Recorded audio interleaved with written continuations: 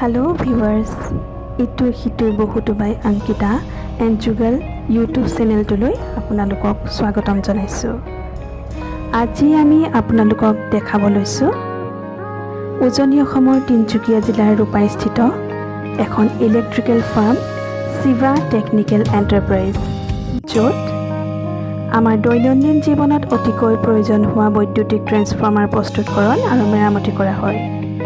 দূৰত সেয়া এই ফাৰ্মৰ স্বত্বাধিকাৰী শ্ৰীযুত ৰাজীৱ বৰা ডাঙৰীয়া। আমি তেওঁৰ পৰাই এই ফাৰ্মখনৰ বিষয়ে কিছু কথা জানো আহক।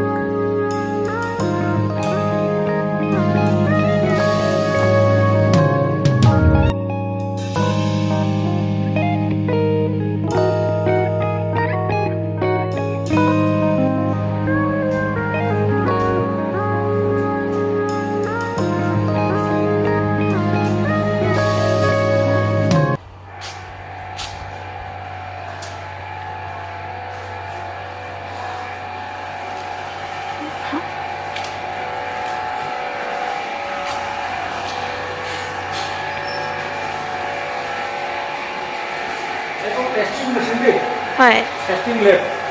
আমাৰ যিমান টেষ্টমাৰবিলাক আমি হেৰি কৰোঁ বনাওঁ, হয়, আফটাৰ কমপ্লিশ্যন আমি এই লেবটো আমি টেষ্ট কৰোঁ। বেলেগ বেলেগ ইনষ্ট্ৰুমেণ্ট আছে, টেষ্ট কৰোঁ।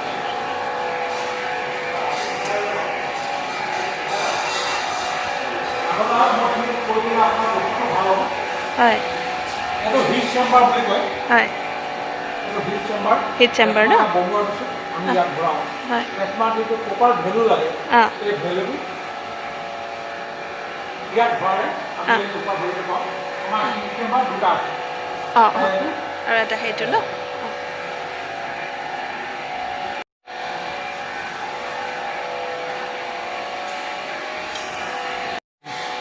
এইটো পেপাৰ কাটিং বুলি কয়। হয়, এইটো ন? এইটো পেপাৰ কাটিং। আৰু আমি এটা ট্ৰেন্সফৰ্মাৰ যেতিয়া ৰিপেয়াৰিং কৰি দিওঁ, সেই ট্ৰেন্সফৰ্মাৰটো একদম কমপ্লিট নতুন হৈ যায়। ইয়াত কৰিলে এইবোৰ ৰিপেয়াৰিং হয়, এইবোৰ কমপ্লিট ট্ৰেন্সফৰ্মাৰ। আৰু কিছুমান ৰিপেয়াৰিং ট্ৰেন্সফৰ্মাৰ আপুনি ইয়াত দেখিব পাৰে, আমি হিট চেম্বাৰত ভৰাই থৈ দিছোঁ। এইবোৰ ডাঙৰ ডাঙৰ ট্ৰেন্সফৰ্মাৰ, বাগানত দৰকাৰ হয়, বহুত ডাঙৰ ডাঙৰ ট্ৰেন্সফৰ্মাৰ। ইয়াতে তেল আছে ন এই ড্ৰামবিলাকত? আছে। আৰু এইবোৰ চব পাৱাৰ অইল। এই ট্ৰেন্সফৰ্মাৰবোৰ আমাৰ জেনেৰেলি চিলভাছাৰ পৰা আহে, বম্বেৰ পৰা। লৈ যাম বক্সা কৰিম, বক্সা কৰিম, তাত তেল চেল দি বক্সা কৰিম। বক্সা খোৱাৰ পিছতহে আমি টেষ্টিঙত আনিম। টেষ্টিঙত যেতিয়া অ'কে হ'ব, ট্ৰেন্সফৰ্মাৰটো আমি গেছ পাছ কৰিম। মই শ্ৰী ৰাজীৱ বৰা, এই প্ৰপাৰেটৰ শিৱা টেকনিকেল। আমাৰ actually Shiva technical enterprise basically এখন ইলেক্ট্ৰিকেল ফাৰ্ম।